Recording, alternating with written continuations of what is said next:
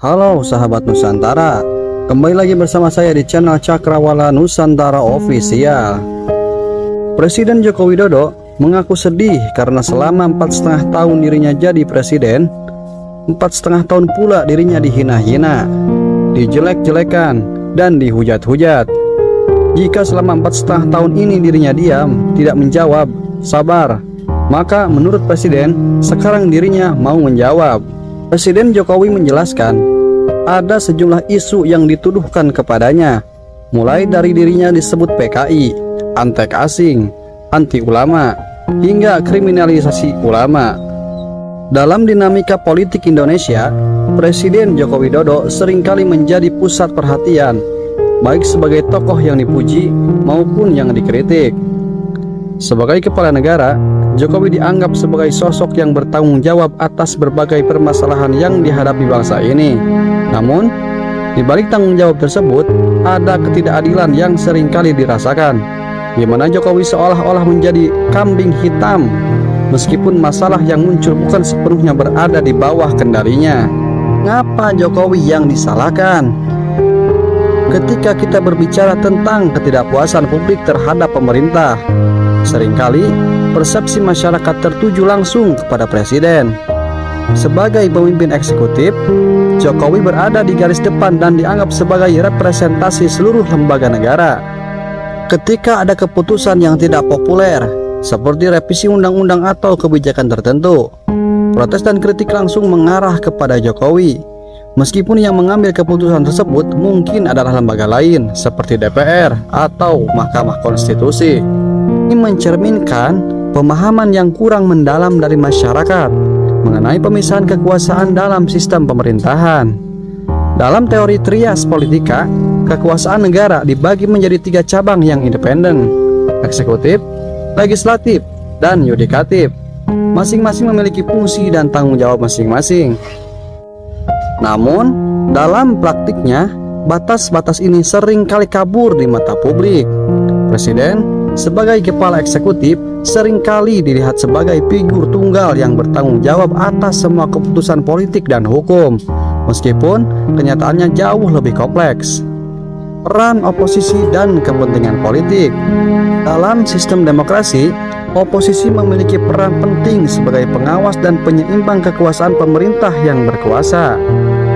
Mereka bertugas untuk mengkritisi kebijakan-kebijakan yang diambil oleh pemerintah dan memastikan bahwa kebijakan tersebut dijalankan dengan adil dan sesuai dengan kepentingan publik. Namun, selain peran pengawasan, oposisi juga memiliki kepentingan politik tersendiri, yaitu untuk mendapatkan atau mempertahankan kekuasaan.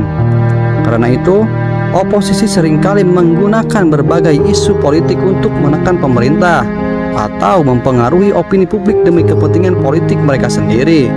Strategi kritik dalam berbagai isu.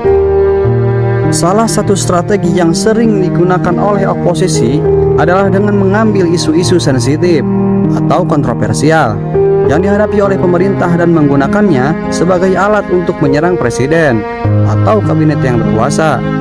Isu-isu ini bisa berupa kebijakan ekonomi, penegakan hukum, pengelolaan bencana, hingga revisi undang-undang. Oposisi akan memanfaatkan momen ketika pemerintah terlihat lemah atau tidak populer untuk menggiring opini publik ke arah yang menguntungkan mereka. Contoh yang lagi viral dan nyata saat ini adalah revisi undang-undang pilkada yang sementara ini hangat dibicarakan bahkan telah menimbulkan kerusakan. Putusan ini awalnya dikeluarkan oleh Mahkamah Konstitusi dan dibahas oleh DPR yang merupakan lembaga legislatif. Meskipun presiden tidak terlibat langsung dalam membuat atau pembahasan undang-undang ini, oposisi tetap menyalahkan Jokowi atas hasil revisi yang dianggap kontroversial. Mereka menyebarkan narasi bahwa pemerintahan Jokowi tidak peduli dengan demokrasi. Meskipun masalah ini sebenarnya lebih terkait dengan keputusan MK dan pembahasan di DPR. Apakah ini adil? Menilai apakah ketidakadilan ini adil atau tidak adalah pertanyaan yang rumit. Di satu sisi, sebagai pemimpin, Jokowi memang harus bertanggung jawab atas kondisi negara. Namun di sisi lain, ada batasan-batasan kekuasaan yang tidak bisa diabaikan. Menyalahkan Jokowi untuk setiap masalah yang terjadi tanpa mempertimbangkan kompleksitas pemerintahan adalah pendekatan yang tidak adil. Masyarakat perlu lebih memahami bagaimana sistem pemerintahan bekerja dan siapa yang sebenarnya bertanggung jawab atas setiap keputusan. Dengan pemahaman yang lebih baik, kritik yang dilontarkan dapat menjadi lebih konstruktif, dan fokus dapat dialihkan pada perbaikan sistematik daripada mencari kambing hitam. Bagaimana menurut kalian? Coba komen di bawah.